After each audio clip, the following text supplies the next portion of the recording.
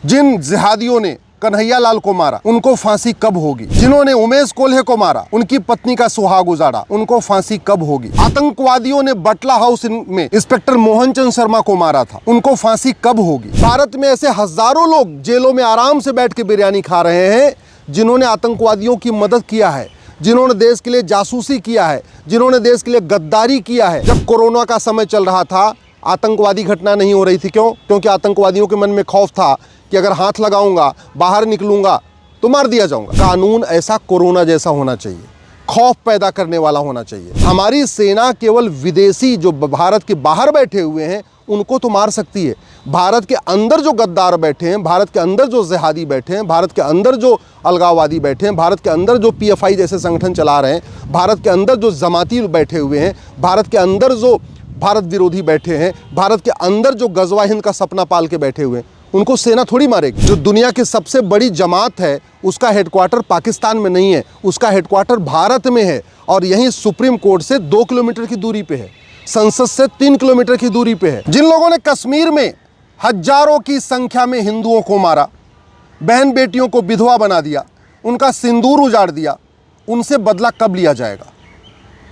जिन आतंकवादियों ने बटला हाउस में इंस्पेक्टर मोहन चंद शर्मा को मारा था उनको फांसी कब होगी।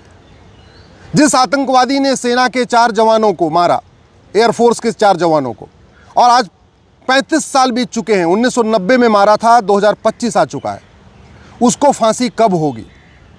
जिन जिहादियों ने कन्हैया लाल को मारा उनको फांसी कब होगी।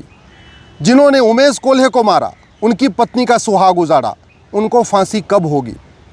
जिन जिहादियों ने संसद पे हमला किया और हमारे जवानों को मारा, हमारे पुलिस के जवानों को मारा, उनसे बदला कब लिया जाएगा, उनको फांसी कब होगी।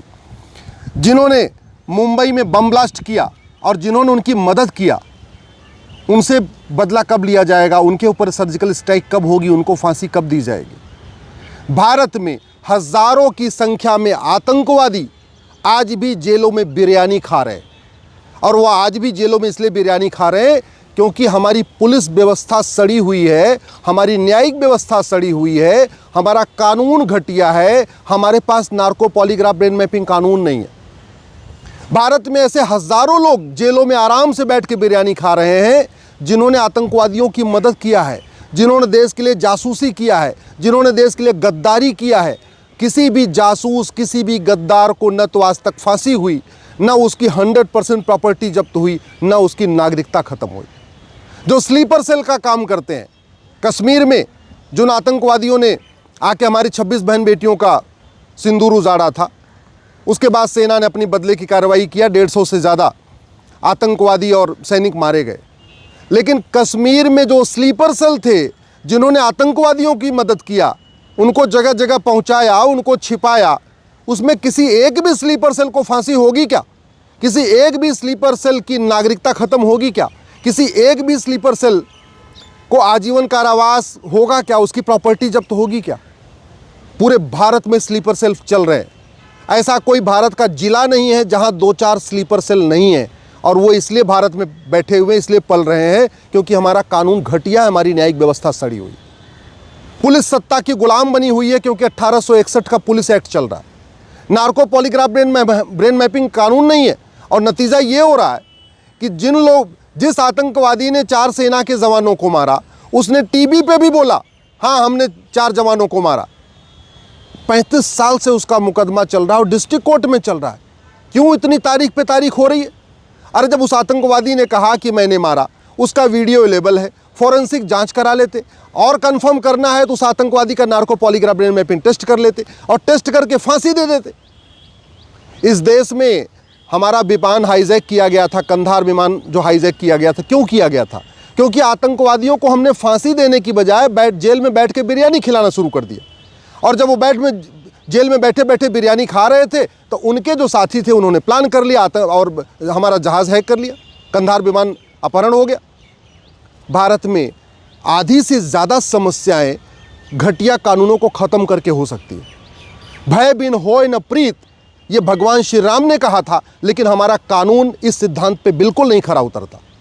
भगवान कृष्ण ने कहा था सठे साठ्यम समाचरित, लेकिन हमने आज तक उस सिद्धांत पे अपने नियम कानून बनाए नहीं। हमारे दादा परदादा कहते थे लोहा लोहे को काटता है, लेकिन हमने उस सिद्धांत पे कानून बनाए नहीं। आप याद करिए, जब कोरोना का समय चल रहा था, आतंकवादी घटना नहीं हो रही थी। क्यों? क्योंकि आतंकवादियों के मन में खौफ था कि अगर हाथ लगाऊंगा, बाहर निकलूंगा तो मार दिया जाऊंगा। जब कोरोना चल रहा था, चोरी लूट झपटमारी बंद हो गई थी। क्यों? क्योंकि चोरी करने वालों को, झपटमारी करने वालों के मन में खौफ था कि अगर हाथ लगाऊंगा तो मर जाऊंगा। कोरोना के समय बलात्कार बंद हो गया था। क्यों? क्योंकि बलात्कारियों के मन में खौफ था, हाथ लगाऊंगा तो मर जाऊंगा। कोरोना के समय में माओवाद नक्सलवाद खत्म हो गया था। क्यों? क्योंकि उनको भी पता था बाहर निकलूंगा और किसी को हाथ लगाया तो मर जाऊंगा। कोरोना के समय में चेन स्नैचिंग बंद हो गई थी, मोबाइल स्नैचिंग बंद हो गई थी, इवन भ्रष्टाचार बंद हो गया था। जो ये घूसखोर नेता अभिनेता हैं या घूसखोर कर्मचारी हैं, वो पैसा नहीं लेते थे, उनके मन में खौफ था अगर नोट को हाथ लगाया तो मर जाऊंगा। उस समय ड्रग स्मगलिंग बंद हो गई थी कोरोना के समय में, क्योंकि ड्रग स्मगलर को लग रहा था अगर मैं बाहर निकला और किसी को नशा पहुंचाने गया और कहीं उसको टच कर लिया तो मैं मर जाऊंगा। कानून ऐसा कोरोना जैसा होना चाहिए, खौफ पैदा करने वाला होना चाहिए। कानून ऐसा होना चाहिए कि घूसखोरों, कमीशनखोरों, दलालों के मन में भी खौफ हो। कानून ऐसा होना चाहिए नशा तस्करों, मानव तस्करों के मन में भी खौफ हो। कानून ऐसा होना चाहिए आतंकवादियों, अलगाववादियों के मन में भी खौफ हो। कानून ऐसा होना चाहिए माओवादियों, नक्सलियों के मन में भी खौफ हो। कानून ऐसा होना चाहिए कि जो लोग भी अवैध काम करते हैं, जो लोग भी अपराध करते हैं, उनके मन में खौफ है। अगर भारत में आतंकवाद खत्म नहीं हो रहा है तो उसका एक बड़ा कारण यह है आतंकवादियों के स्लीपर सेल भारत में बने हुए हैं और स्लीपर सेल के मन में कोई कानून का खौफ ही नहीं है। हमारे यहाँ जो मानवाधिकार के नाम पे सबको एक बराबर कंसीडर किया जाता है, वो सबसे बड़ा गड़बड़ है। अरे मानवाधिकार मानव का होता है, दानव का नहीं। ये आतंकवादी दानव हैं, ये अलगाववादी दानव हैं, ये जासूस दानव हैं, ये गद्दार दानव हैं, ये माओवादी दानव हैं, ये नक्सली दानव हैं। तो हम मानवाधिकार के नाम पे दानवाधिकार बचा रहे हैं, हम दानवों के अधिकार की चिंता कर रहे हैं। इतने आतंकवादी घटनाएं हो चुकी हैं भारत में। मुंबई बम ब्लास्ट हुआ, बटला हाउस इनकाउंटर हुआ, ऐसे पूरे देश में कहाँ कहाँ होता रहता है। किसी एक भी आतंकवादी या उसके मददगार को आज तक फांसी नहीं हुई है। किसी एक भी आतंकवादी और उसके मददगार की नागरिकता खत्म नहीं हुई है। किसी एक भी आतंकवादी और उसके मददगार की 100% प्रॉपर्टी जब्त नहीं हुई। एक वहाँ पे था जो मेमन मारा गया था, उसको फांसी हुई मुंबई वाले में, लेकिन बाकी लोगों को कुछ नहीं हुआ। जिन्होंने उसकी मदद किया, जिन्होंने हथियार दिया, जिन्होंने बाकी काम किया, उनको कुछ हुआ ही नहीं। तो ऐसे सड़े हुए कानून, जब तक ये सड़ा हुआ कानून नहीं बदलेगा, भारत सुरक्षित नहीं हो सकता। हमारी सेना केवल विदेशी जो भारत के बाहर बैठे हुए हैं उनको तो मार सकती है। भारत के अंदर जो गद्दार बैठे हैं, भारत के अंदर जो जिहादी बैठे हैं, भारत के अंदर जो अलगाववादी बैठे हैं, भारत के अंदर जो PFI जैसे संगठन चला रहे हैं, भारत के अंदर जो जमाती बैठे हुए हैं, भारत के अंदर जो भारत विरोधी बैठे हैं, भारत के अंदर जो गजवा हिंद का सपना पाल के बैठे हुए हैं, उनको सेना थोड़ी मारेगी। उसको तो कोर्ट के जरिए फांसी देना पड़ेगा, कोर्ट के जरिए 100% प्रॉपर्टी जब्त करना पड़ेगा, कोर्ट के जरिए उनकी नागरिकता खत्म करना पड़ेगा। और वो तो तभी हो सकता है जब कानून बदला जाए, जब पुलिस रिफॉर्म हो, जब जुडिशियल रिफॉर्म हो, जब इलेक्शन रिफॉर्म हो, जब एडमिनिस्ट्रेटिव रिफॉर्म हो, जब सिटीजन चार्टर लागू हो। फटाफट सजा तब होगी जब झूठी गवाही देना गंभीर अपराध होगा। ये अलगाववादी जिहादी 20-20, 50-50 हज़ार रुपये में झूठे गवाह खड़े कर लेते हैं और इनके गवाह आते रहते हैं, मतलब 200-200, 300 लोगों की गवाही कराते रहते हैं। क्यों इतना गवाही पे गवाही होनी चाहिए? क्यों इतना क्रॉस एग्जामिनेशन होना चाहिए? अरे आतंकवादी है, वो देश विरोधी है, वो जासूस है और गद्दार है, उसको पकड़ो, उसका narco polygraph brain mapping test कर लो, टेस्ट करके उसको सीधे सजा दे दो। जब वो खुद एडमिट कर ले narco polygraph brain mapping test में कि हाँ उसने ये अपराध किया है, तो उसको सजा दे दो और उसी से पूछ लो तुम्हारी मदद किसने किया, उसके मददगारों को भी सजा दे दो। तब जाके भारत सुरक्षित होगा।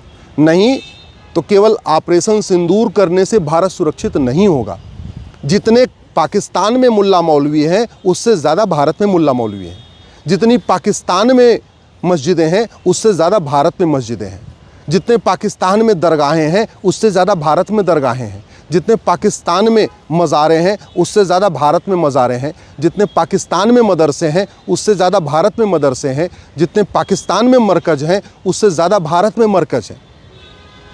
जो दुनिया की सबसे बड़ी जमात है उसका हेडक्वार्टर पाकिस्तान में नहीं है, उसका हेडक्वार्टर भारत में है और यहीं सुप्रीम कोर्ट से 2 किलोमीटर की दूरी पे है, संसद से 3 किलोमीटर की दूरी पे है।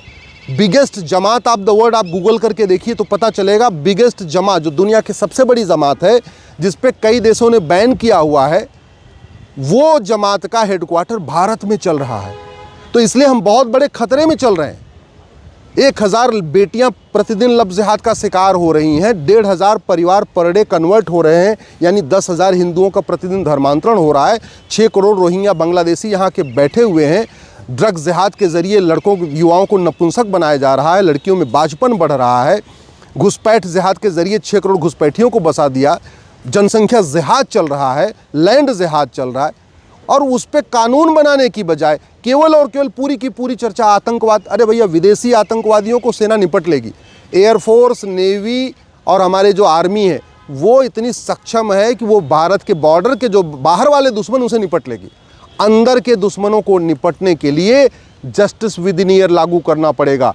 एक साल के अंदर सारे मुकदमों का फैसला करना पड़ेगा। जब साल भर के अंदर आतंकवादियों को, अलगाववादियों को, उनके मददगारों को फांसी होगी, साल भर के अंदर उनकी 100% प्रॉपर्टी जब्त होगी, साल भर के अंदर उनकी नागरिकता खत्म होगी, तब कानून का खौफ पैदा होगा, तब भारत सुरक्षित होगा। नहीं तो भारत बहुत बड़े खतरे की तरफ बढ़ रहा है। अभी तो केवल बाहरी खतरा दिख रहा है, अंदर वाला खतरा उससे भी ज़्यादा खतरनाक है। सच टॉक का ये वीडियो आप लोगों को कैसा लगा कमेंट करके जरूर बताएं। साथ ही साथ अपने दोस्तों से शेयर करना इस वीडियो को ना भूलें। और हमारा 25 लाख का परिवार फेसबुक पे है, फॉलो बटन पे क्लिक करके जो है आप उससे जुड़ सकते हैं। यूट्यूब पे भी लगभग 25 लाख का परिवार है हमारा, उस पे भी जो है सब्सक्राइब बटन पे क्लिक करके आप जुड़ सकते हैं। साथ ही साथ इंस्टाग्राम और ट्विटर पे भी जो है आप फॉलो करना ना भूलें, तब जाके जो है आपको वीडियो का नोटिफिकेशन सबसे पहले मिलेगा। जय हिंद।